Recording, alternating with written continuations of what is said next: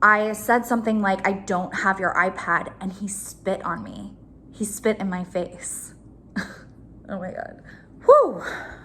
God, I don't know why I kept this job for so long.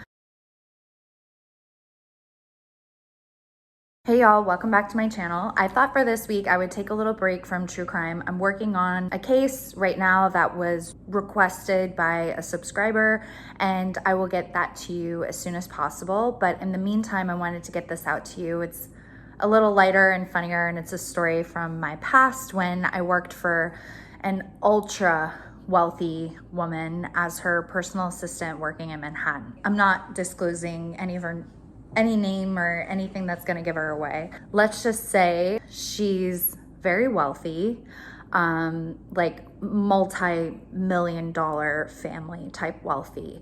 She married into really old wealth, so not necessarily celebrity status, but the type of thing where if you're in those circles in Manhattan, like you might know this woman. I started off as a nanny for many years for wealthy families, and I started doing personal assistant tasks for them here and there, and I really liked it. It gave me the flexibility to not necessarily be there in person. I liked shopping for them and all of that stuff. So I got this job through a recruiter. They didn't tip off much about her difficult personality. They just basically said that a socialite philanthropist who had children. So I went to meet her for the initial interview. Okay, first of all, without like doxing her location, she's no longer there, but they lived across the street from Central Park in one of the most expensive buildings in all of Manhattan. I arrived there and there's like, you know, full staff. Someone escorts you up in an elevator. The lobby is gorgeous. The elevator is gorgeous. Like everything's like wood paneling and like dark colored velvet. They take me to her floor, and it's the type of thing where like the elevator opens up and that's her house. She's wearing fur and designer everything head to toe. And this house, they had 7 bedrooms total, and I don't know, maybe like 6 bathrooms or more. I walk in and it's like, you know, sky high ceilings, dark wood everything, like beautiful. It felt like I was in a museum. It was so beautiful. I gasped and I was like mortified because all like in my like business suit with a skirt and heels. I remember it was the dead of winter and it was snowing outside. So I brought a really big bag with me so I could wear rain boot kind of thing and then slip on my heels like right outside of her door. Yeah, and there were like art pieces everywhere, paintings, like, you know, those distinguished like oil paintings of people's families that make them seem even like more rich and old money than they even are. We have like a 5-minute interview and then she's like, we'll work together, great. And I'm thinking like, I'm so desperate at that point for work. And this job paid me about $20 an hour net. And it was part-time, which I was really interested in doing because I was going on auditions, doing voiceover work. I was working at a CrossFit gym.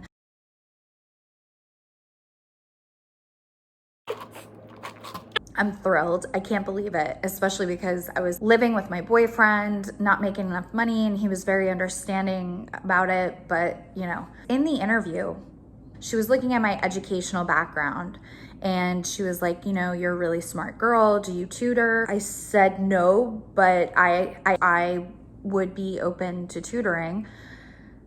And she was like, that's great. I've got 3 boys. She had 3 sons, 2 of them were twins, and then an older one. Come to find out, this lady has 2 nannies. One lives with them during the week. One lives with them during the weekends. They also had a tutor, which I found out that guy was working like 2 to 3 hours a day and he was making $1,000 net. Like, oh my God, insane. Anyway, and not tutoring at all. Like, he would just hang out with her boys. She didn't have like a job, right? Like, the philanthropy stuff that she did was like, she donated money, which, you know, she married into, and she would go to these lunches. So, red flags. I picked up the phone. It's her dad. He's really like funny and silly, and he said something like, let's say this lady's name is Nancy. He's like, oh my God, well, God bless you. God bless anyone who's working with Nancy. The last girl didn't last more than a year. So we'll see how long you last. And he didn't say it in a mean way. He was like very like jokey and good natured about it, but that freaked me out, right? Because I'm getting background work, doing stand-in work, I'm getting some voiceover gigs. All the other stuff was very inconsistent, and I needed something that was steady, reliable, consistent. Not to make this a therapy session, but that desperation on my part to keep something that was stable and paid me a nice amount per hour and would sometimes let me be remote was like my fatal flaw in this whole experience. Like, I was so desperate. I had so many feelings of like unworthiness for whatever reason. Like, I didn't deserve to have such like a cushy job, but it was not cushy. Things are going good. I think it was like within the first couple of months. Yeah, I started in February, and so by springtime she was going on a vacation, and I remember she was super back and forth, and this was her personality. Like, changed her mind at the drop of a hat, was always changing things back and forth, back and forth, back. The first vacation they go on, I'm working with the travel agent who's her friend to plan all these things for her. Last minute, Nancy says, this whole zoo thing that we have planned on this day, I don't want it anymore, just get rid of it. So I'm like, great. So I talked to her friend's like, yeah, no problem. The next week comes and she's over there and I'm still at her house. The arrangement was I came in 2 days a week, and the rest of my hour, and those days were like 4 to 5 hour days. So let's say I did 10 hours with her in person, and the other 10 hours were like remote, like just her emailing me. Eventually it got to a point where I was like getting these emergency phone calls, just like blah, blah, blah, blah, blah. First, that looked like a beautiful arrangement to me. I'm like, oh my God, I'm making $20 net per week, like direct deposit into my account weekly too, not bi-weekly direct deposit. And I just need to show up in person 2 days a week. Like, come on. She calls me. There's no 0 to 60. We're already at 100. And she's like, oh my God, what the F did you do? Where's this person? I've been waiting here all morning. So she forgot that she asked me to cancel this whole thing. And she's in the lobby at this fancy hotel, irate that this person hasn't shown up. And I'm like right outside her building when I get this phone call, and like, I feel like I'm gonna have a panic attack. I don't understand. All these tasks I did with her were so like, change it to this, change it to that, do this, do that, change to this, change, like that. It was like, once I did it, I let it go. You know, I pretended, well, I didn't pretend. It was like it didn't happen. You know, I didn't like, and also I was a part-time assistant. I was not keeping tabs on her life at all times, which I would come to understand was kind of her expectation. It was crazy. I call her friend, the travel agent, and I'm like in tears. I'm like, Nancy is really upset. She canceled this thing, but I think she wants it to happen and I don't know what to do. And she's like, okay, don't worry, I'll take care of it. So she went and handled it. I think she booked some sort of like backup thing, last minute thing, whatever. And I'm inside. at the computer getting some work done, and Nancy calls me again, and I don't answer. I still feel like I'm on the verge of having a panic attack, and I'm like sitting at the computer, basically just doing math calculations in my mind, trying to figure out if I can quit my job like this week, or at least quit it when she comes back in town so I don't have to like see her in person again. So she leaves me a voicemail, and it's so weird. She like starts off the voicemail with a laugh. She's like, ah, ha, ha, ha, ha. And like you can hear like the freeway or something in the background, like they're driving, they're on the road. And she's like, don't worry, Lisa, everything's all set. Like I got someone, but blah, blah, blah. We're on our way to the zoo now. All right, take care. Ha, ha, ha, bye. And I really wish I would have listened to the warning signs. Instead, I hear this and I'm like, oh, everything's okay. Like, oh, I started second guessing like the warning signs my body was giving me. I was like, oh, I made such a big deal out of it. I freaked out. Like, I just get cold feet about jobs, which is true. I think because I end up really committing to these jobs and giving it my everything, and I tend to stay with employers for many years. I was with her for like almost 4 years, and when I tell you this stuff, you're gonna be like, it felt like being in an abusive relationship. I mean, it was just a different type of relationship, like not romantic.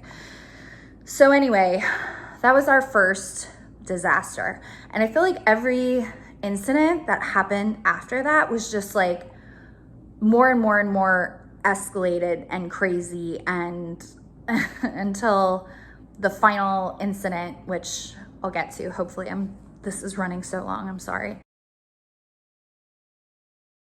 Yeah, the next thing I wanted to tell you about was tutoring. Okay, so something else that was really weird about her, she was so condescending and rude, and you know, if you asked for clarification, she would answer you like you're an idiot to even ask her, even though she was very unclear in the way that she spoke to people.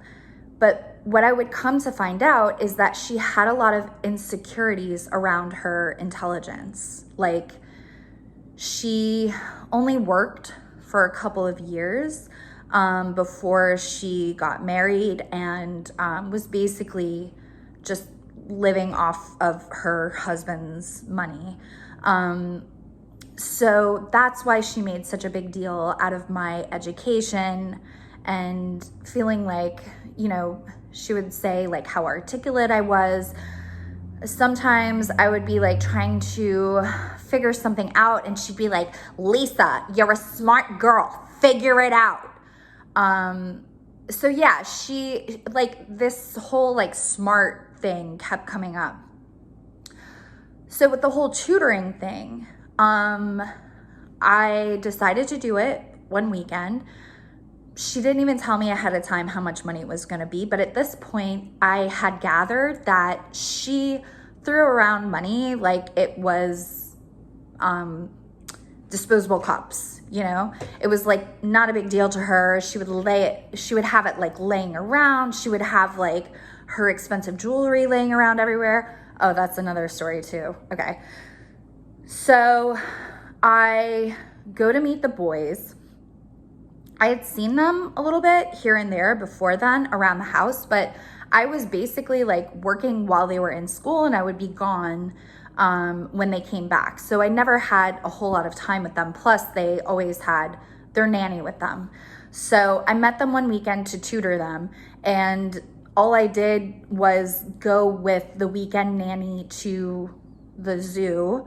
And what did we do after that? We came home, and I think we played a board game, and then that was it. I spent maybe 3 hours with them, and she gave me about $500 in cash.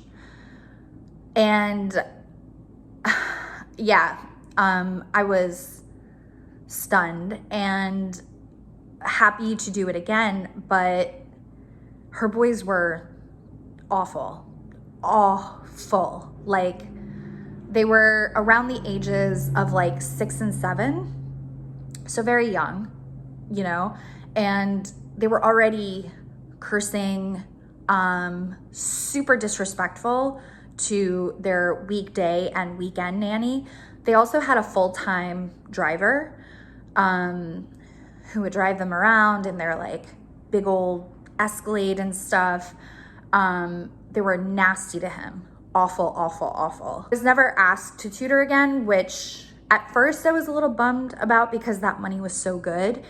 And later on, as I would come to spend a little more time with those boys and figure out exactly what they were like, I was so grateful to never be asked again. I remember one of the boys, the younger one, I was putting away some of her clothes, Nancy's clothes, in her closet, and he came in and he like demanded that I give him his iPad. And I didn't know where his iPad was. I wasn't this kid's caretaker. I was just the assistant of his mom. And I said something like, "I don't have your iPad," and he spit on me. He spit in my face. Oh my God. And I lost it. I didn't curse or touch him in any way, but I did yell for him to get out. And I had to yell a few times demanding that he get out, and I shut the walk-in closet door. Yeah, and I think I went home like promptly after that. Whew, God, I don't know why I kept this job for so long. As crazy as this lady was, she had a way of engendering loyalty, because she was, like I said, very generous with her money. I remember at some point I asked her for a raise, and I was so terrified to do it, because I think at our interview I had asked her if at some point she would consider $25 an hour. If after a year we could reevaluate and see if I could get that $25 raise. So I remember practicing it over and over again with my boyfriend, by myself, on my way. I would like a raise, and she's like, "Okay, how much?" Well, you know, we had discussed at some point like $25 an hour. She was like, "Okay." And then she left, and like she called me back a couple of times because she had like forgotten already how much she agreed to. And I was like, 25. So I get my paycheck that Friday, every Friday, direct deposit. I see that it's like, I want to say it was like double what we talked about. So I was now making like 40 an hour net. And I tell my boyfriend, and he's like, "Don't say anything." And I was like, "Yeah, but like, what if they catch it at some point and then they get mad at me?" But come to find out, that was not an accident. That was not a mistake. And every Christmas, we would give bonuses. And the first year, I think my bonus was, I think like $2,000, which I was really happy about because I hadn't even expected it.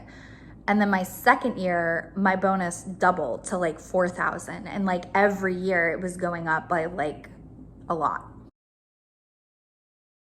So at a certain point, she sort of approaches me to start buying weed for her.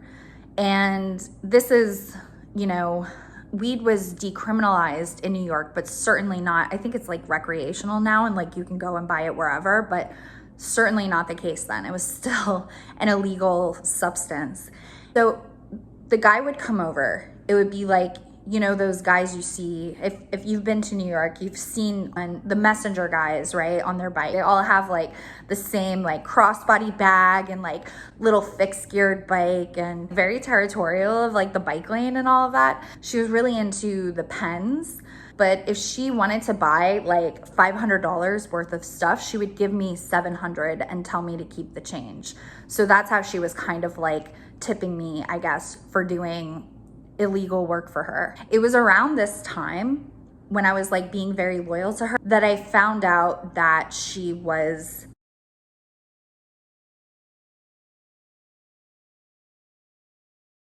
so she comes out of the bathroom, and it was like one of the rare times I was not uncomfortable talking to her in her towel. I'm like, so yeah, that voicemail was the headhunters calling to say that your assistant is available for a follow-up interview. And her face just went like slack. And for whatever reason, I feel like I grew a pair in that moment. And I said, I will no longer be buying weed for you. And I walked out. And I left that day. I think I felt betrayed, because I think at some point, it's almost like whatever that syndrome is, like Stockholm syndrome, like you start to convince yourself that these like terrible people like mean something to you, and that you like them, and that like maybe you're even friends or something. I felt like personally betrayed. So, and at that point, I wasn't as desperate financially. So I don't think I felt like I had to eat a bunch of, you know, in order to keep a job. I think I'm gonna cut it here. I'll make a part 2. I feel really bad that this has gone on for so long. I hope it's interesting. If you have questions, let me know. I am happy to answer anything other than like doxing her and the family, because I feel like that would get me into a lawsuit that like I can't afford and she can. Yeah, okay.